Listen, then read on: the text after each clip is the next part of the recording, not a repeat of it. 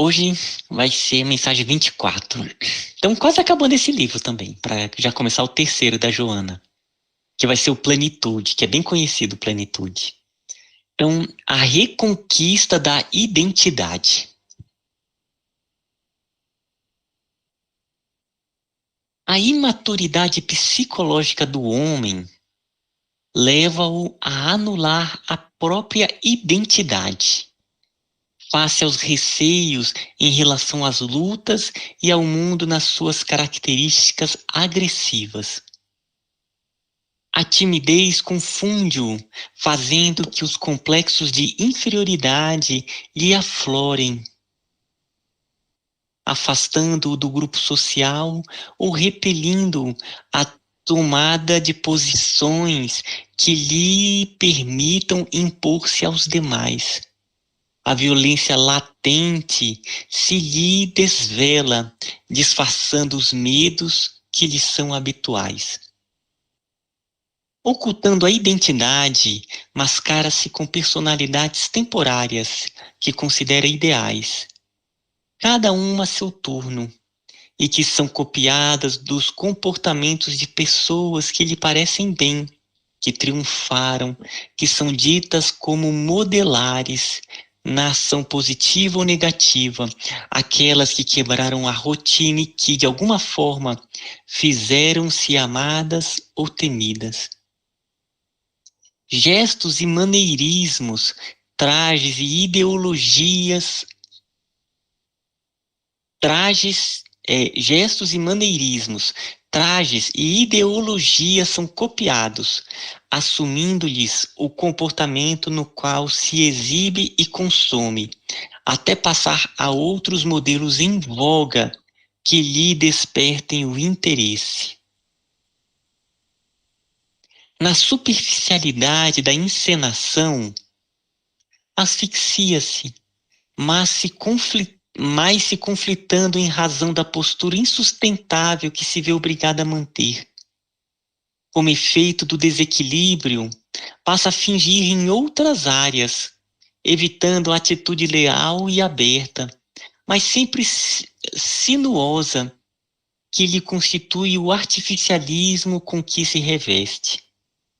Vulnerável aos acontecimentos do cotidiano, sem identidade, é pessoa de difícil relacionamento, vez que tem a preocupação de agradar, não sendo coerente com sua realidade interior e, mutilando-se psicologicamente, abandona sem escrúpulos os compromissos, as situações e as amizades que, de momento, lhe pareçam desinteressantes ou perturbadoras. A falta de identidade cria o indivíduo sem face, dissimulador, com loquacidade que obscurece as suas reais impressões, sustentando condicionamentos cínicos para a sobrevivência da representação. Cada criatura é a soma das próprias experiências culturais, sociais, intelectuais, morais e religiosas. O seu arquétipo é caracterizado pelas suas vivências, não sendo igual ao de outrem. A sua identidade é, portanto, a individualidade real, modeladora da sua vida, usufrutuária dos seus atos e realizações. No variado caleidoscópio das individualidades, surge o grupo social das afinidades e interesses, das aspirações e trocas, da convivência compartilhada. Os destaques são aquelas de temperamento mais vigoroso de que o grupo necessita, na condição de líderes naturais, de expressões mais elevadas, que servem de meta para os que se encontram na retaguarda. Nenhum contrassenso ou prejuízo em tal exceção. A generalidade é o resultado dos biótipos de nível equivalente, sem que sejam pessoas iguais, que não as existem, porém com uma boa média de realizações semelhantes. Em razão do processo reencarnatório, alguns indivíduos recomeçam a existência física sob injunções conflitantes que devem enfrentar sem fugir aos objetivos que a vida a todos destina. Como cada um é a sua realidade, ninguém melhor ou pior face à sua tipologia. Existem os mais e os menos dotados, com maior ou menor soma de títulos, de valores, porém, nenhum sem os equipamentos hábeis para o crescimento, para alcançar o ideal desafiador que luz à frente. É um dever emocional assumir a sua identidade, conhecer-se e deixar-se conhecer. Oh, isso aqui é profundo. É um dever emocional assumir a sua identidade, conhecer-se e deixar-se conhecer. Certamente não nos referimos à necessidade de um indivíduo viver as suas deficiências, impondo-as ao grupo social no que se encontra. Porém, não escamotear os próprios limites e anseios ainda não logrados, mantendo falsas posturas de sustentação impossível. É o compromisso existencial que leva a um equilibrado amadurecimento emocional. Afinal, todos os indivíduos se encontram na Terra em processo de evolução. Conseguida uma etapa, outra se lhe apresenta como próximo passo. A satisfação, a parada no patamar conquistado, leva ao tédio, ao cansaço da vida. Aventurar-se no bom e profundo sentido da palavra é a estimulação de valores, revelação dos conteúdos íntimos, proposta de experiência nova. A ansiedade e a incerteza decorrentes do tentame fazem parte dos projetos da futura estabilidade psicológica, do armazenamento dos dados que cooperam para uma vida estável, realizadora e feliz. Os insucessos e preocupações durante a empresa tornam-se inevitáveis, e são eles que dão a verdadeira dimensão do que significa lutar, competir, estar vivo, ter uma identidade a sustentar. Deste modo, o indivíduo tem o dever de enfrentar-se, de descobrir qual é a sua identidade e, acima de tudo, aceitar-se. Isso também é profundo. A aceitação faz parte do amadurecimento íntimo, do qual os inestimáveis bens da vida assomam a consciência, que passa a utilizá-los com sabedoria, engrandecendo-se na razão direta que os multiplica. A sociedade é constituída por pessoas de gostos e ideais diferentes, de estruturas psicológicas diversas, que se harmonizam em favor do todo. Das aparentes divergências surge o equilíbrio possível para uma vida saudável em grupo, no qual uns aos outros se ajudam, favorecendo o progresso comunitário. O descobrir-se que a própria identidade é única, especial, em decorrência de muitos fatores, favorece a manutenção do bem-estar íntimo, impedindo fugas atormentantes e inúteis. Quem foge da sua realidade neurotiza-se, padecendo estados oníricos de pesadelos, que passam a área da consciência em forma de ameaças, de desditas por acontecer, com o mundo mental povoado de fantasmas que não consegue diluir.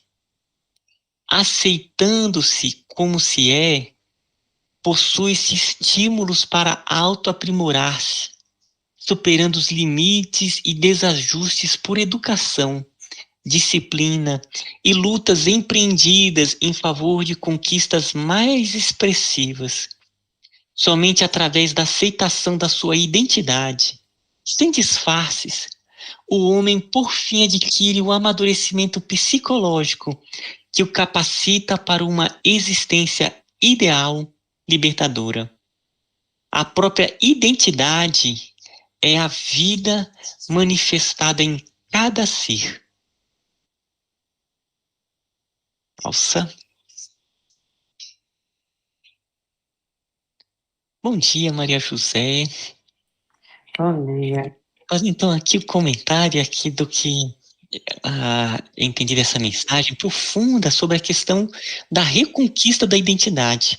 O título feliz com relação a essa mensagem, porque ela vai colocando aqui essa questão de nós reconquistarmos esse nosso eu. E lendo esse texto da Joana, para nós expressarmos o nosso eu, aquele que nós realmente somos, com leveza, com naturalidade, a gente tem que primeiro se aceitar, a gente tem que se conhecer, a gente tem que buscar cada vez mais nos identificarmos conosco mesmo, né? Tem uma hora que ela fala sobre as máscaras, então é cada vez mais reconhecermos determinadas máscaras, retirarmos e conhecermos a nós mesmos, né? Igual aquela frase que tem no templo de Delfos, lá na Grécia, conhece-te a ti mesmo. Então, o momento que a pessoa vive quem ela é, a sua expressão, a sua forma de ser, é de uma leveza, é de uma maneira tão libertadora e é de uma economia de energia, porque a pessoa ser quem ela não é muito gasto de energia. Então, a Joana, ela fala sobre isso. Tem até os outros pontos que eu quero comentar, mas vou primeiro abrir para o pessoal ir comentando, depois eu trago esses outros aspectos.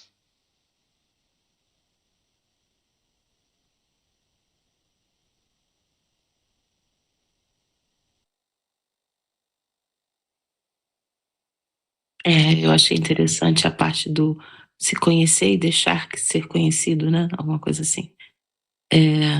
Como a gente tem dificuldade, né, da gente se conhecer, a gente tem medo do que a gente vai encontrar, né?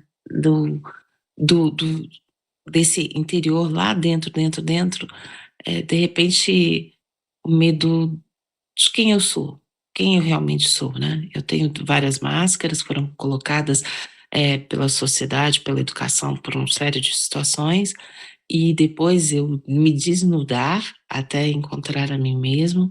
Quem sou eu lá dentro? Quem sou eu? E o medo de isso não agradar muito, né? De ser desse verdadeiro eu e deixar o outro ver esse meu verdadeiro eu, né?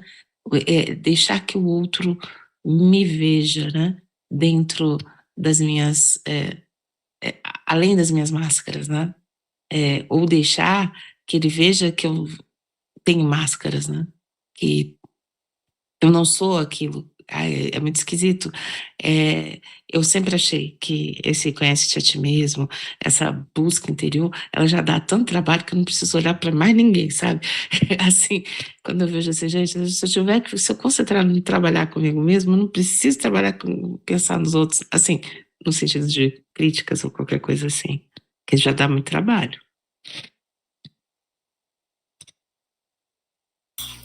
Nessa parte que ela traz, né? Ela traz o convite para a gente se enfrentar. E aí ela fala, a aceitação faz parte do amadurecimento íntimo. Esse processo de encontro com a gente mesmo passa por muitos lugares que a gente deixou de lado, porque de alguma forma a gente considerou que aquilo não era bom, de alguma forma a gente considerou que aquilo não agradava. Então, a gente olhar para esse lugar, ele traz o desconforto, realmente.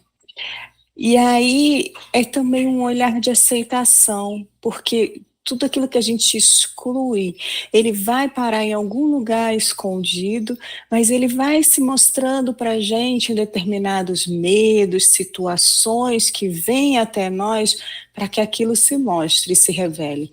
Então eu acho muito bonito que ela traz que esse processo de aceitação é um processo de amadurecimento íntimo e nos convida a isso, para que a gente saia daquele lugar onde a gente era uma criança ainda indefesa, ou um adolescente, começo da vida adulta, onde a gente não tinha condições de se bancar, mas agora a gente é adulto. A gente tem condições de se bancar, de olhar para quem a gente é. Tem um dorama bonitinho que chama Naveleira.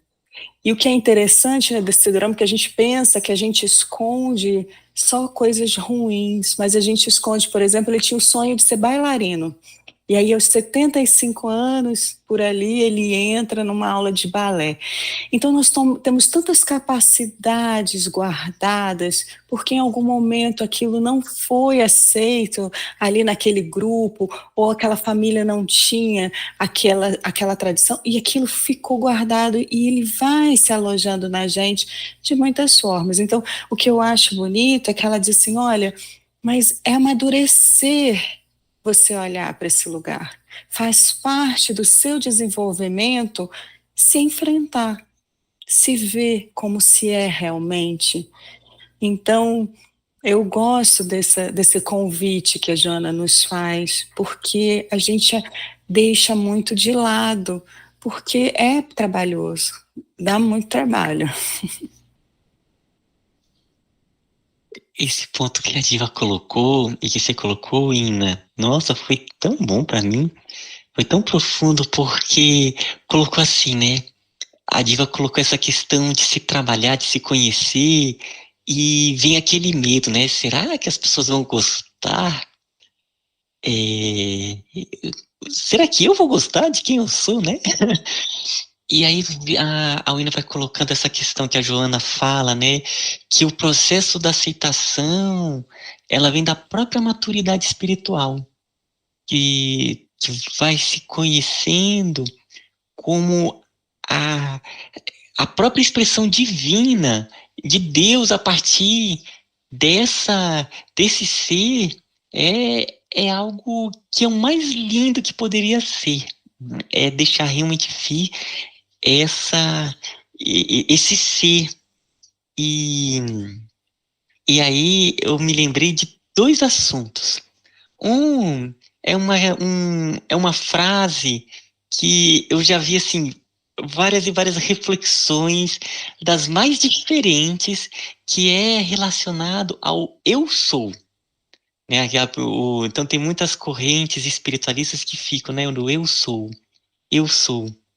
E o que acontece? Eu sou, fazendo uma ligação com essa reflexão aqui da nossa identidade, deixar fluir, quando ele vai falando do eu sou, não no sentido de individualidade que vai, mas é de buscar entrar em contato com aquela expressão, aquela energia, aqueles planos mais altos que expressam a minha identidade que é. Então, eu sou realmente buscando essa unidade. Tem um mestre indiano chamado o Maharishi, o Ramana Maharishi. É um ser, assim, muito bacana. O Ramana, o caminho espiritual dele, ele ficava sempre buscando descobrir quem ele era. Então ele ficava, né, quem eu sou, e buscando realmente entender ele como uma natureza divina que se conecta a tudo. E então tem muito essa questão da identidade, é reconhecer a própria natureza divina que habita em nós. Quando a gente vai ativando os campos mais altos do campo consciência alerta, né, dos nossos superconscientes, né, tal como Pietro Baldi fala, é deixar vir essa natureza. E o último caso agora é um caso bem mais aqui do nosso contexto. Vou falar sobre o John Lennon. O John Lennon, ele era fã do Elvis Presley, assim, no começo, quando ele era bem jovenzinho ali, menino, e ele falava que ele queria ser igual Elvis Presley. Ele falou assim, olha, eu quero ser como Elvis Presley. E o caminho da música, ele falava assim, olha, quem eu me inspiro é em Elvis Presley, eu quero ser como Elvis Presley. Mas ele se apresentou como quem? Como John Lennon, né? Que é a expressão dele. Lá com as canções dele, ele não fazia as danças como Elvis Presley, ele não tinha aquela. A presença do John Lennon era diferente, mas era tão linda quanto, da sua beleza tanto quanto. Então era esse aspecto que eu queria colocar aí. Bom dia, Sibeli. Aqui tem um ponto que a Joana nos traz que fala: cada criatura é a soma das próprias experiências culturais, sociais, intelectuais, morais e religiosas. O seu arquétipo é caracterizado pelas suas vivências, não sendo igual ao de outrem.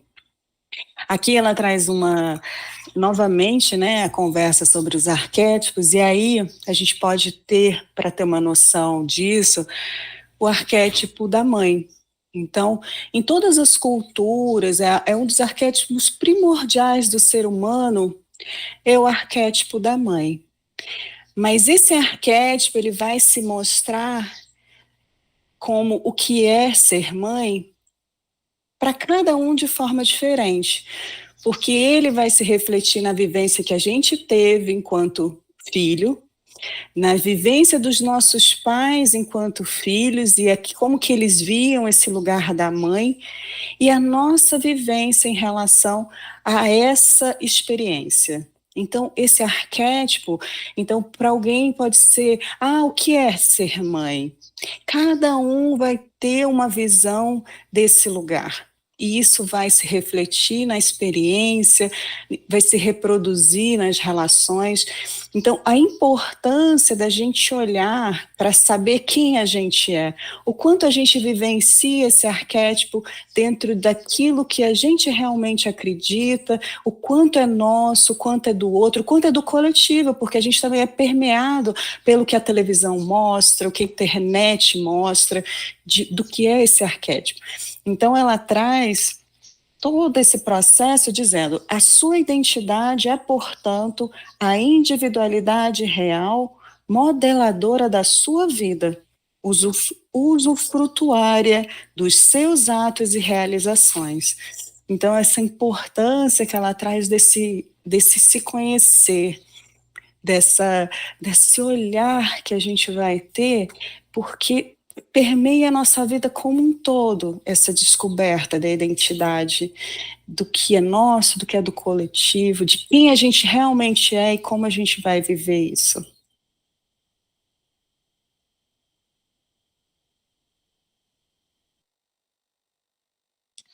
Quando Ismael fala dessa essência, da essência divina, eu me lembro da minha sogra, né, que teve Alzheimer, e que de repente né, eu vejo as pessoas falando, né, sobre essa situação do Alzheimer, e para mim foi uma grande guerra interior, essa questão do ego, do Alzheimer, né, do Alzheimer, porque eu olhava para ela e ficava assim: onde é que está ela? Onde é que está ela? Onde é que ficou toda a história dela? Onde é que está todo o aprendizado dela? Onde é que está tudo o que ela construiu? Né? E para mim, no dia, ela estava já partindo, e eu olhava para ela e ficava assim, porque foram vários anos, né, desse desaparecimento, né, que foi. E as pessoas, né, agarradas: não, eu vejo isso, eu vejo aquilo, eu sinto.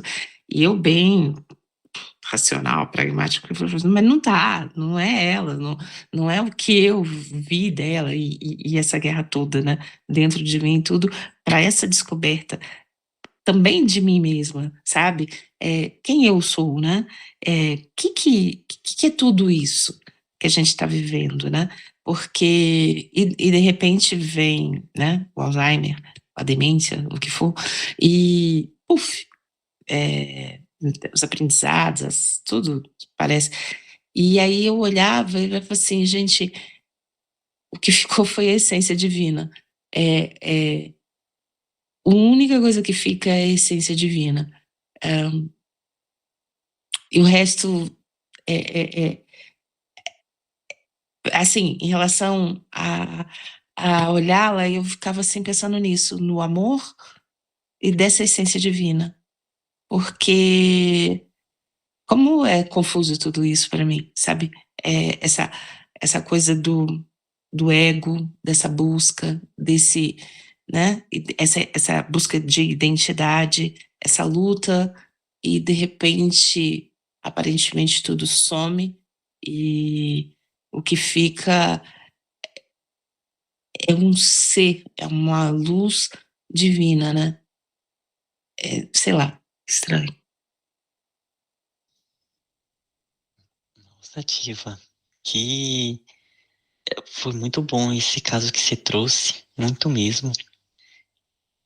E nesse contando o caso da sua sogra, onde é que estava ela, né? E eu fico refletindo o que os espíritos dizem quando eles vão reencarnar. Porque a gente entrar nesse escafandro da carne, ele é ele é um cerceamento tão grande das capacidades espirituais que nós nem imaginamos por estarmos aqui, que é quase uma morte para o espírito. É como se de uma hora para outra aqui, supondo que daqui a gente vai para um corpo que só tivesse o tato, não tem mais nenhum desses sentidos, e fosse uma vida só por conta do tato. E a nossa expressão espiritual, à medida que vai vindo nesses corpos mais densos, ela vai cerceando. Então, é mais ou menos isso, né? Quando a gente vem para cá, os mentores, né, assim, entre aspas, brincando um pouco, ele pode falar assim, nossa, né, o Ismael, a Diva com todo... E aí vem para esse corpo aqui que restringe, e é uma dificuldade para tentar expressar toda a potencialidade do espírito, e é isso. E o momento que a gente está aqui, né, tá cerceado com a carne, a gente trabalha determinados aspectos de aprendizado para o nosso espírito. E ela também, naquele momento, estava ali. E quando se liberta da carne, nossa, e vai realmente adquirindo novas e novas potencialidades que vão vindo, e cada vez que vai se depurando em corpos mais sutis, vai se apresentando em corpos mentais, em corpos mais altos, corpos búdicos, cada vez mais a nossa real identidade, né, dessa fonte divina vai se expressando. Eu achei muito legal esse ponto que você trouxe, Diva, muito, muito bacana mesmo.